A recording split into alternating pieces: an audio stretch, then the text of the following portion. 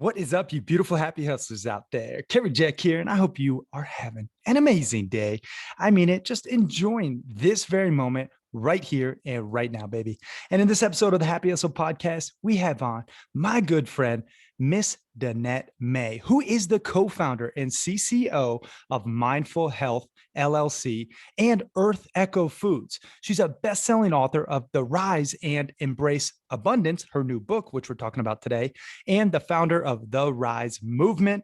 She's a keynote speaker, a high-level executive coach, a fitness and nutrition expert, an entrepreneur, a wife, and a mother.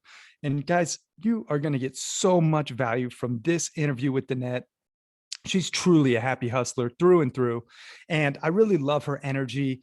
She shares so much value about her new book, Embrace Abundance, and how she runs 3 successful 8-figure businesses while still being a great mother, a great wife, and great friend. So without further ado, y'all, let's dive into this episode of the Happy Hustle Podcast. And real quick, guys, I just want to give a huge shout out to this episode's sponsor, Cacao Bliss, baby, by Earth Echo Foods. This is actually Danette's company, Earth Echo Foods, who also is a supporter of the show. And you guys are going to love this ceremonial grade cacao. It has blended turmeric, MCT, lucuma, and 4 other superfoods to help decrease inflammation and increase the digestive system. You guys check it out at earthechofoods.com/happy hustle. Save yourself some moolah. Check out their greens powder as well and the turmeric. They got some really amazing products that are all organic, all really good for you, and they taste great. So earthechofoods.com/happy hustle. All right, y'all. Now let's get back to this episode. All right, Danette May, welcome back to the Happy Hustle Podcast, my friend. I am super excited to connect. Yeah, this is going to be fun. I haven't connected with you for a while, so we can just get down to it and just bring everyone into this conversation. I know. I'm super excited because, first of all, you truly are a happy hustler, like through and through. And there's few people, like, I don't even know if you know this, but I sent you and your team an email, but I featured you in my book, The Happy Hustle. That's how much of a happy hustler you actually are. And, you know, I really look to you as someone who has the holistic approach to life figured out. And I know you weren't always that way. And I know you're still on your journey, but you run 3, 8-figure businesses. You have a loving family, 2 daughters, an awesome husband, which I know, Craig, great friends, and you're having fun, but you're also a best-selling author and you have this new book out called Embrace Abundance. And I want to talk about, how'd you get to where you are, just like with a brief backstory for those people who didn't hear our last podcast episode. And then kind of what made you write this book, Embrace Abundance? Yeah, I always love dropping in with you and like remembering about this concept of the happy hustle, because I think you and I are so aligned. I literally wrote this book because Hay House had come to me. I didn't think I was going to write another book this soon, but Hay House had approached me again, which I am deeply grateful for. But they were like, I think people really want to understand how you've grown these businesses, these relationships, your health. Like, how are you doing abundance in all these different areas of your life? And you do it with, which looks like ease. Yeah. And, the truth is it's because I'm not beating down the walls. I'm not burning myself out. I'm not doing this from a place of my inner child wounding, right? Like, that a lot of successful entrepreneurs or things are doing it because the wounding, that is their power. I've learned a really metaphysical way to harness an ability to bring abundance in a lot of different areas in my life. And I really wanted to share that out to the world. I really wanted to show that it's actually a lot of energetics that are going on that you can't touch and taste and feel. You can feel it, but I wanted to show how you did it. And in all the different areas, whether it was your health or your finances or your career path, your purpose, your relationships, which is a huge part of abundance, and lay it all out in a really simple way for people to digest and implement these things that I've been doing for years and having my clients do and seeing massive results. So that's why I wrote it. I just wanted to help and share what's been working. Yeah, it's so awesome that you did distill it into book form, because I think specifically with this topic, it gets lost in the woo-woo land sometimes where people are like turned off by it, or it doesn't feel real enough for them to actually apply it. But here you created like an actual system, like an actual way to implement and apply it to our everyday life.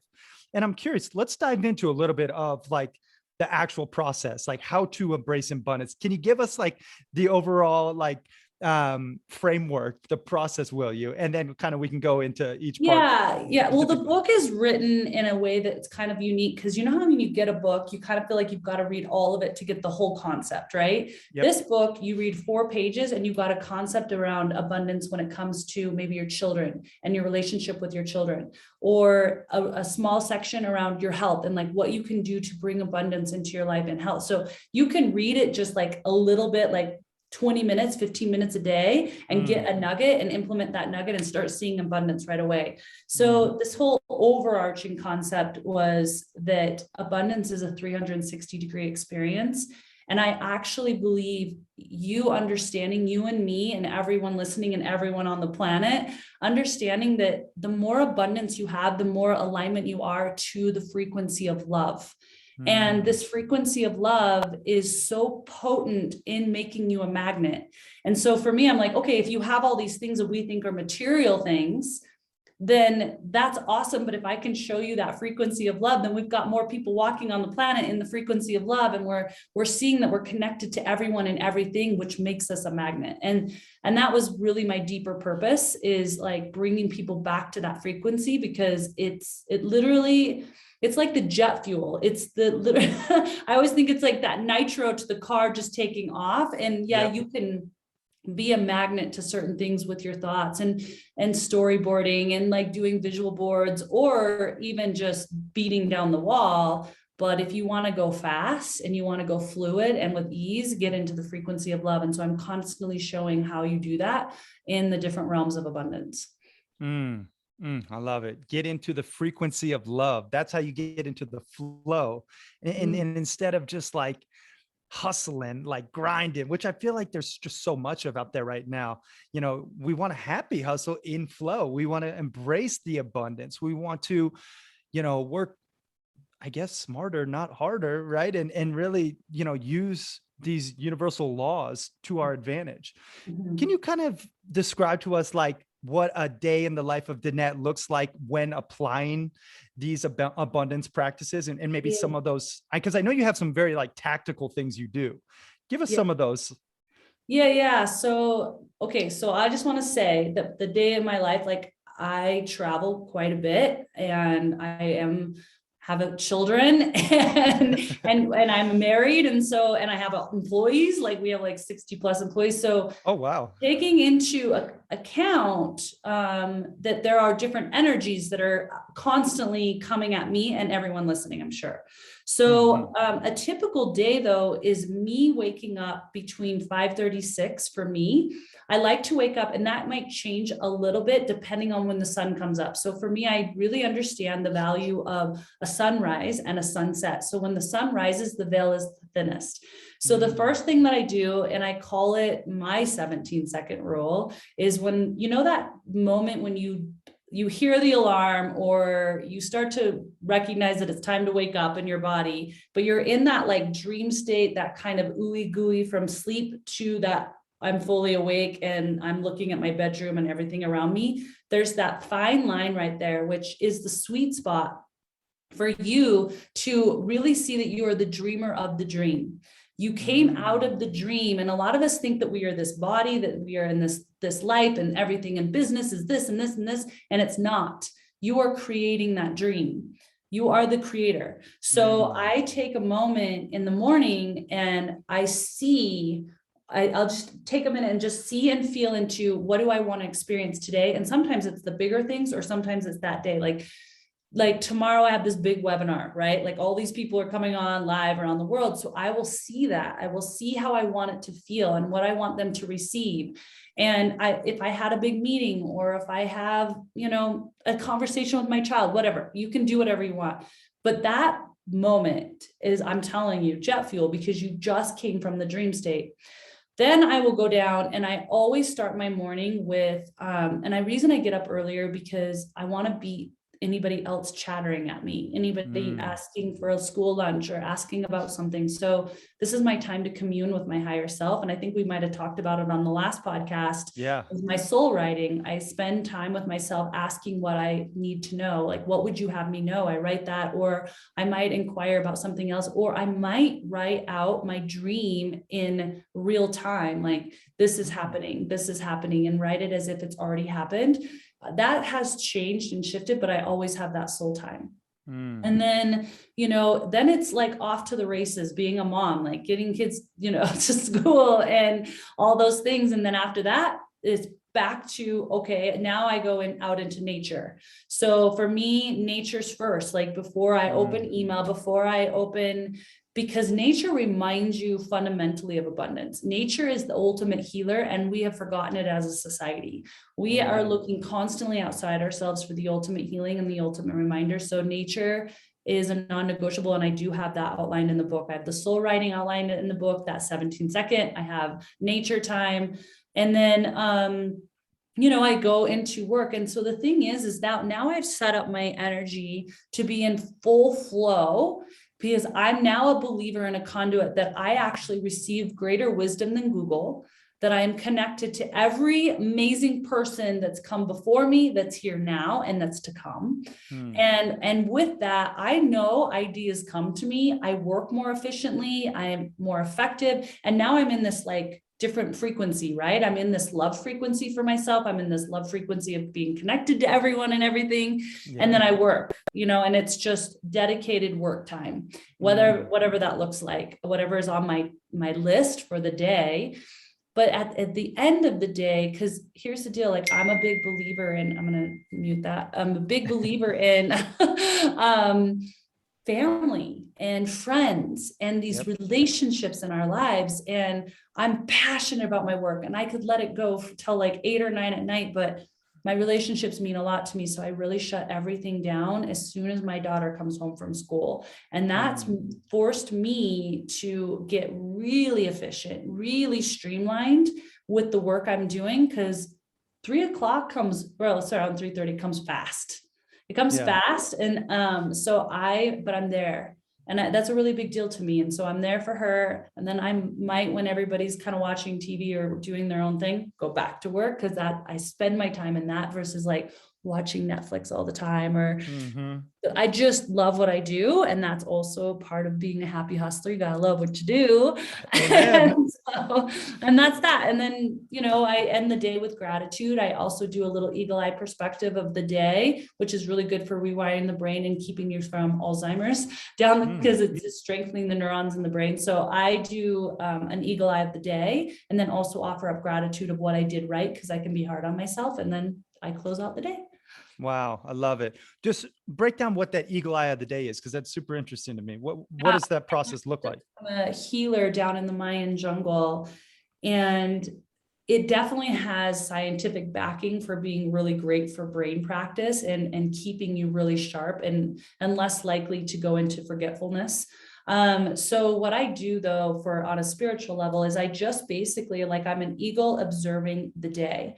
There's no judgment of what I did right or wrong. It's like going through the day. Okay, woke up, I had cacao bliss, or I had lemon water. Okay, I ate this for breakfast. I went out in nature here. I worked out here, and I'm just observing myself from an eagle perspective. And then at the end of the observing, non-judgment of the observing, then you can go, from the eagle's perspective, what did Danette do that was great?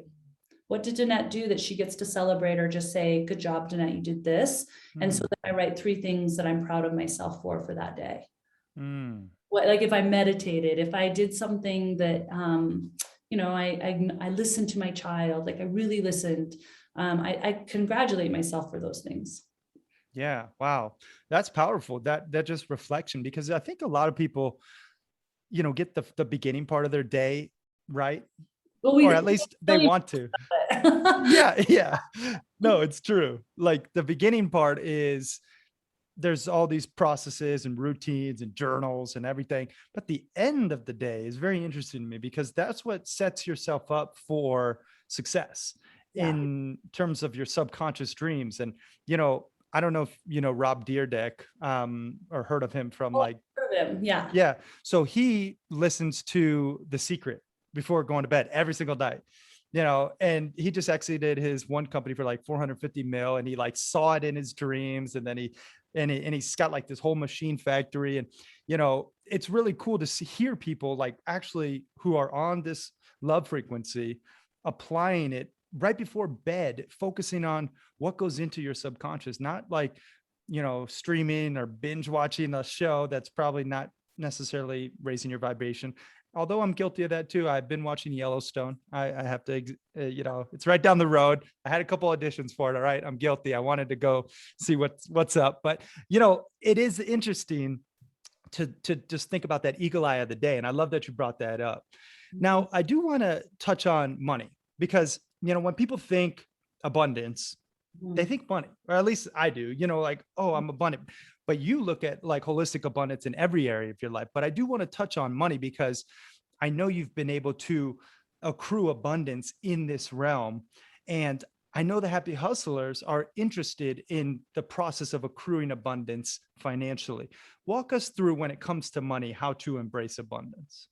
Well, for me, money wasn't something that was easy for me. So I grew up with the mindset that money was very hard to get, that you had to work really hard to get. And even if you did get it, you probably were an arrogant ass. Yeah. I really grew up with that mindset. That's just kind of wealthy people were talked down about in our family. Like people that had a lot of money just weren't kind people and were very stuck up. That's the paradigm I had. And so for me, it was reflected definitely in my early part of my life, my first marriage. There was a point after that marriage, I had literally $47 to my name, and I was a single mom. And my life was the reflection of lack of abundance when it came to financial. And I really had worked on this. I really spent a lot of time reading a lot of books around it, implementing the strategies within those books, and looking at my money story, looking at what is my belief system, what was mirrored back to me, are these things true, right? So I unpacked a lot around my money story, because it wasn't something that happened overnight. And I would have to say that for me, money was more my last thing that I was calling in. Friendships too. Those two were my edges. Some people it's a romantic relationship. For some people it's living a purposeful job that they actually love. Everyone has their little edges, or their help, right? So, when it comes to financial, the one thing that stuck to me that I think was a ticket for me, because I kind of see myself as a spiritual person, and I really value that part within me. It's a high priority for me. And I didn't know if there was a correlation to being really spiritual and having a lot of money. And I was reading this book. Now I'm trying to remember the author. Oh, Wallace Wattles. Like, this is an old author that I think was passed down through,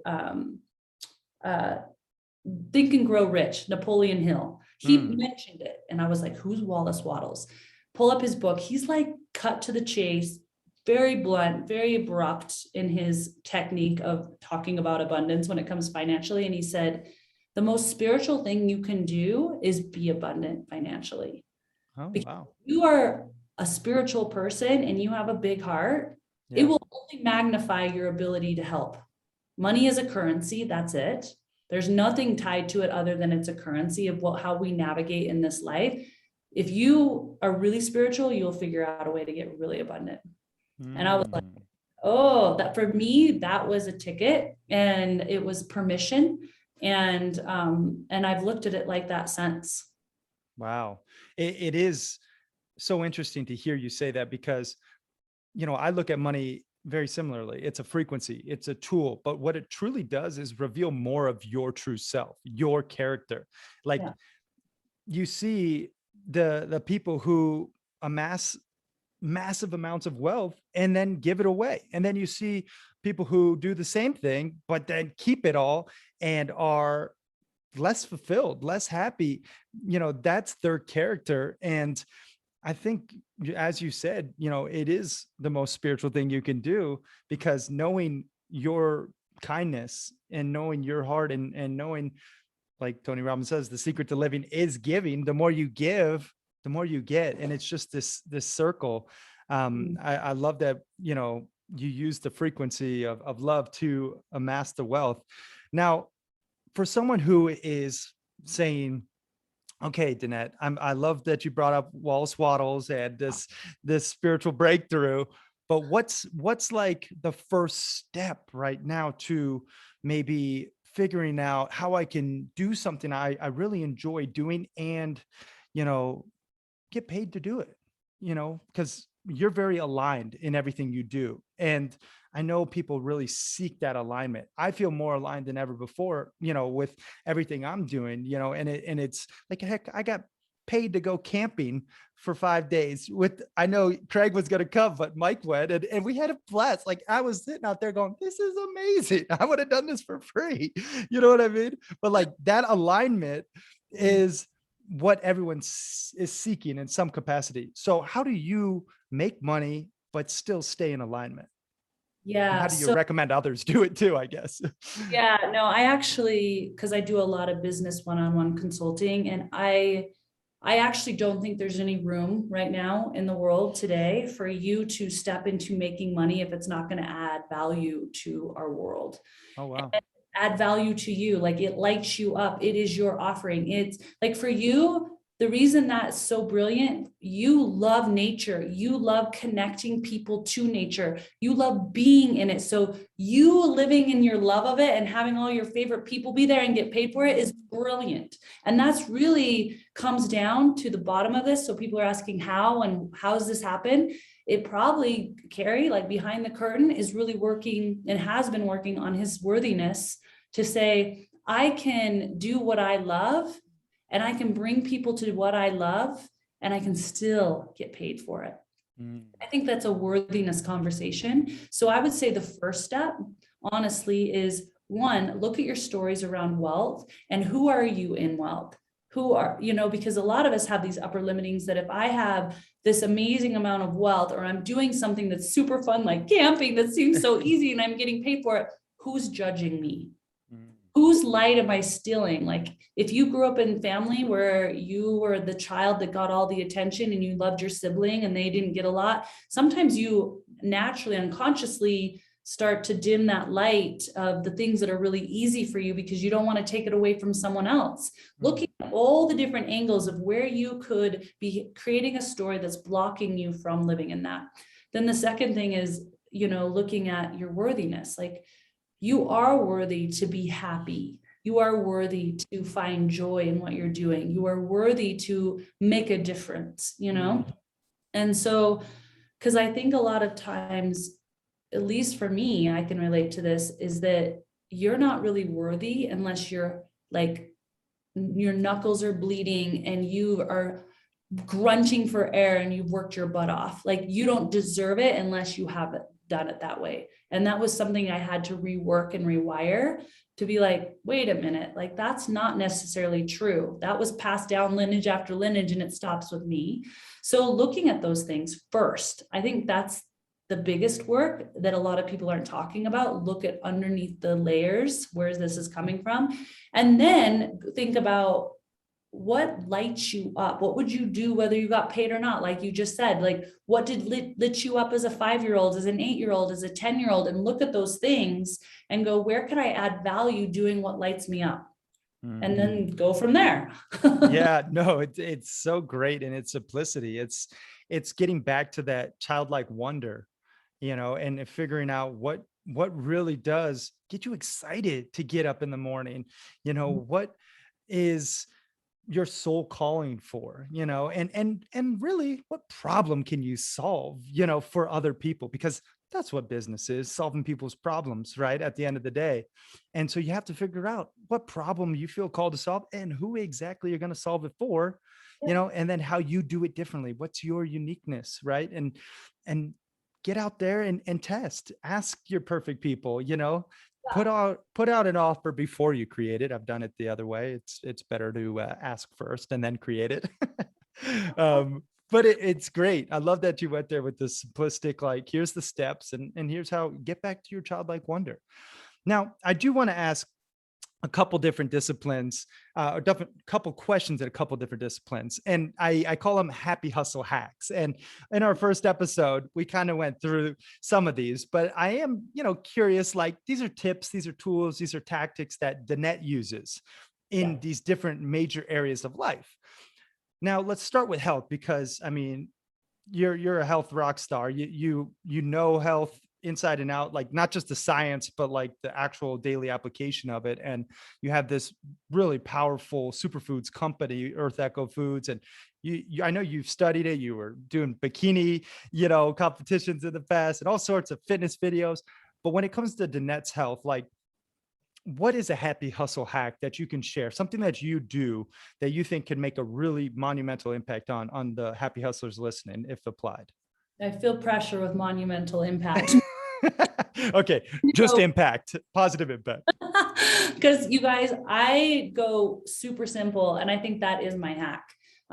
So I think everyone's waiting for this like nugget that they've never heard before, or they're waiting for this like formula or this pill. Like we're so conditioned that it hasn't arrived yet. Like we don't know it yet. And once I know it, then everything's going to change in my life. So that's my first thing, is like, stop waiting for this miracle thing that you think is coming, that's going to be unique for you and it's going to make you healthy. It's not. Everything that to make you healthy is already here. It's been here. It just got laid with a lot of crap. It just got laid in. So my first thing is one, no more excuses. Like you cannot like delegate your health. No delegate your health. It's just not one thing you can delegate. And so, I hear it a lot though. I hear more excuses around the health realm than I hear on most things. It's, oh, I don't have a chef. The reason that person looks good is because they have a chef. I don't, I work 3 jobs. I'm like, so do I. Like or I have all these kids or whatever. It's like, there's so many excuses. And I just want to say, you have to stop with the excuses and really know that it's only you and your goal that is there. There's nothing else helping you. It's just you. So that's first. And then I have a non-negotiable. This is mine and you can take it. But I have 3 non-negotiables. One's health related, and that is to eat something green and living every single day.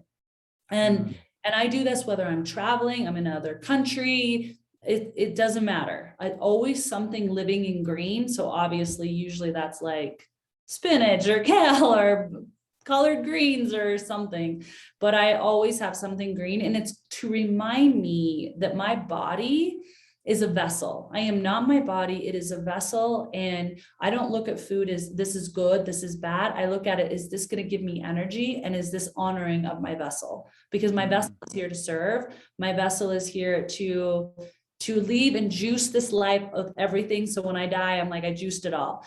And some foods just leave you more depleted. That leaves me eating croissants in Italy. Truly, like I enjoy a really good dessert because I know it was made with love. I know it was made with the best flour and butter. But I don't walk down to Safeway and get a croissant because I'm like, that thing is made with all chemical by somebody who didn't even want to make the dang croissant and put into this case. So I'm not going to eat it because it's not going to do anything for me.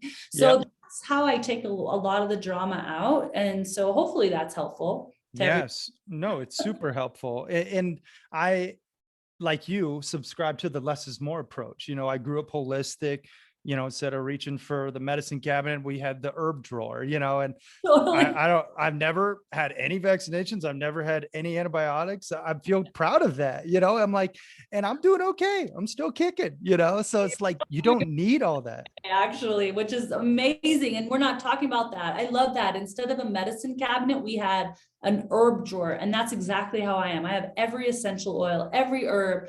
I'm like on it. Like, I feel like I'm like this alchemist and putting things in baths and rubbing things on my kids' bodies. And I'm like, and they're like, I never get sick. Like I feel balance and my mom's there. That's it. And that's the thing. Like people really do complicate health. They do. And it's like, get back to the basics, like Danette, eat something green every single day, know that what you put in your body has an effect on you and your energy levels and your frequency and your cognitive performance, everything, so I really do appreciate that you take it back to the basics and get, just super simple with it. So that's a great happy hustle hack. Now let's talk about spirituality, and we've talked about it, but I'm curious, like, do you have something besides the soul writing? Cause I think that one was super helpful for me, but something maybe like with your spiritual practice that you do, like a happy hustle hack in that realm that maybe you can share with the happy hustlers. I have a lot I know that you do.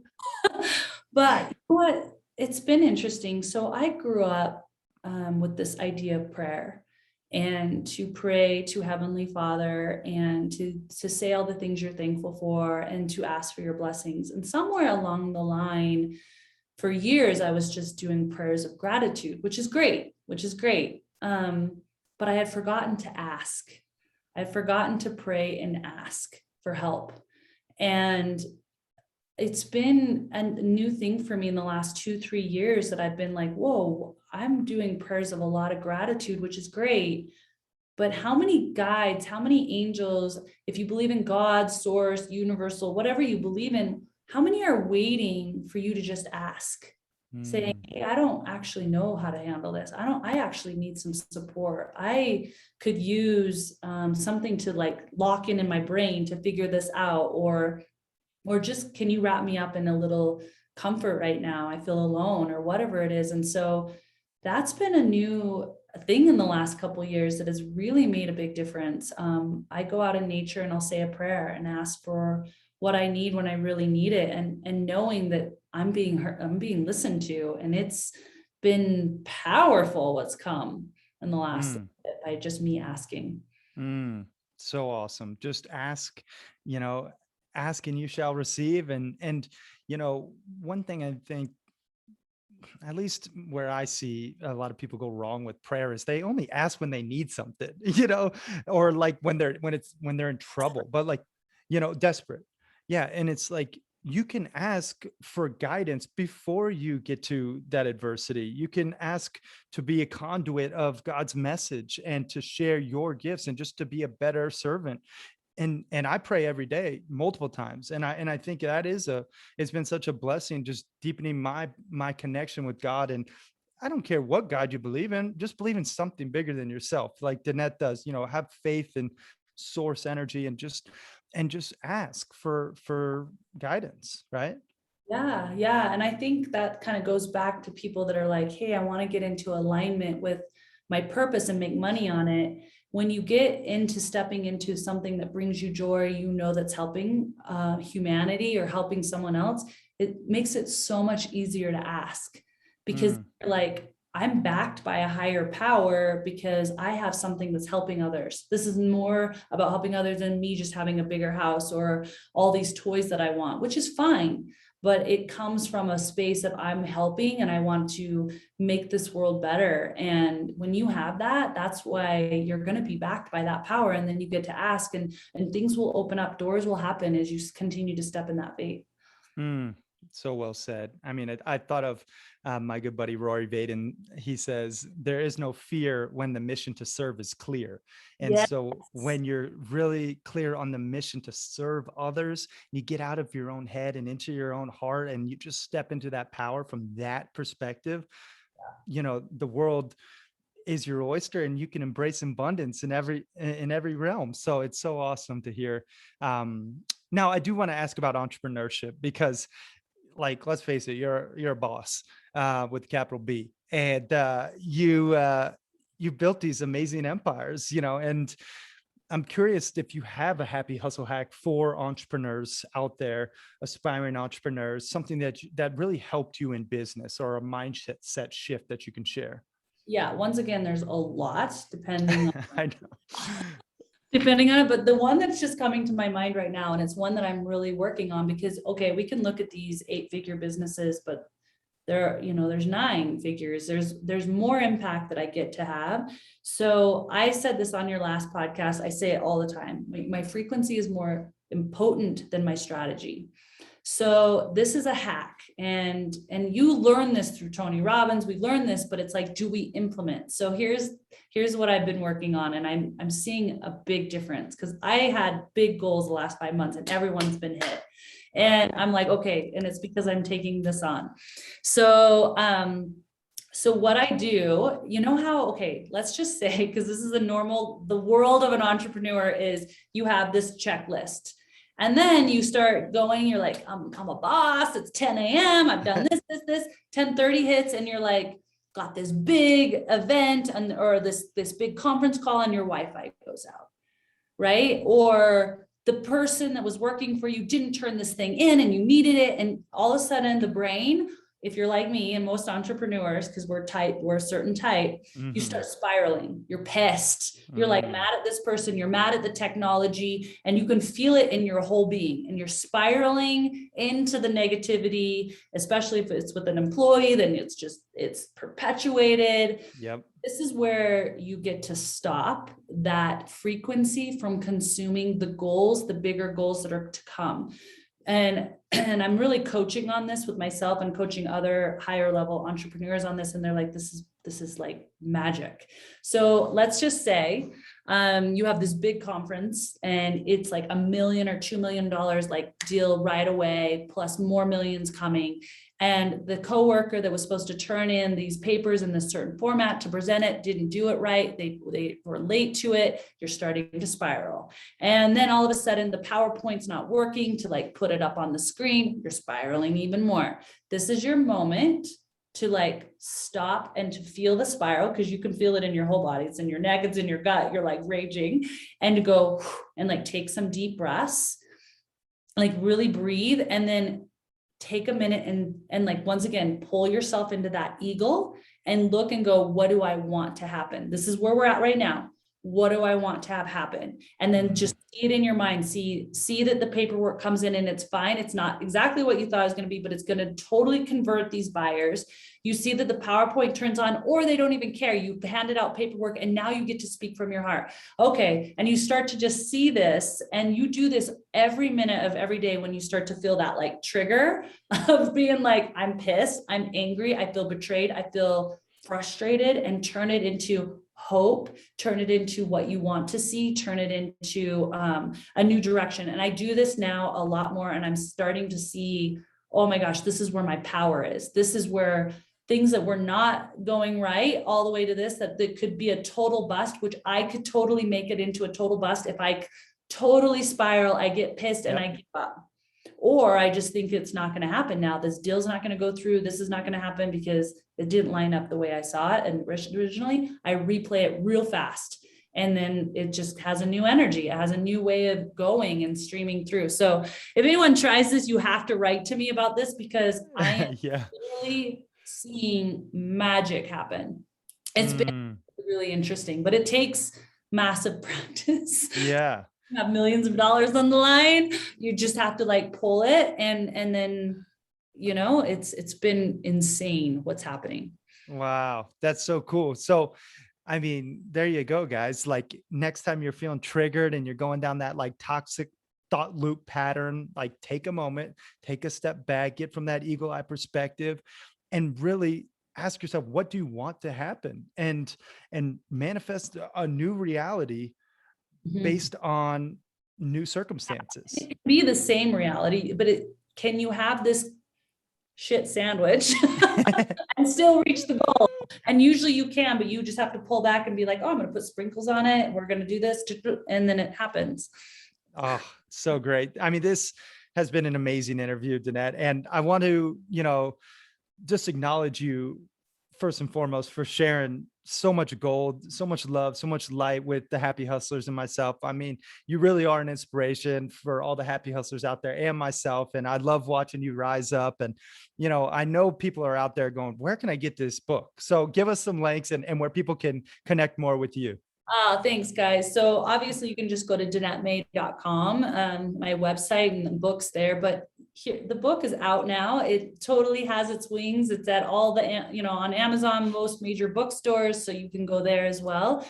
But if you want a simple place to just go buy it, go to embraceabundancebook.com.